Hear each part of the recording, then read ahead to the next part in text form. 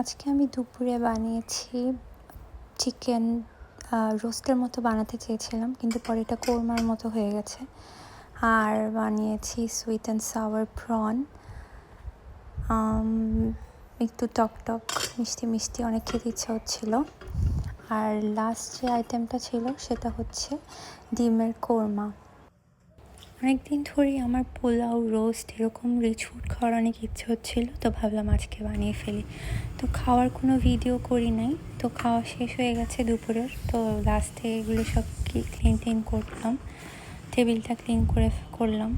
আজকে জানি না কেন আমার খুব চা খেতে ইচ্ছা করছে। দুপুরবেলা এই টাইমটা আমি চা খাওয়া অফ করে দিয়েছি, রাতে ঘুমের প্রবলেম হয় তাই। কিন্তু আজকে আমার অনেক ইচ্ছা হচ্ছিলো একটু কড়া করে চা খেতে, তো ভাবলাম খেয়েই ফেলি। চা বসালাম চুলার মধ্যে, একটু জাল বেশি দিয়ে আমি খাই চা, আমার ভাল লাগে। পাংশা চা আমার ভাল লাগে না। তো চাও হয়ে গেছে। এর মধ্যে আমি যে কাজগুলো ছিল ওগুলো গুছিয়ে ফেলেছি, নামাজও পড়ে ফেলেছি। তো এখন চাটা নিয়ে আমি একটু বসে আরাম করে চা খাবো।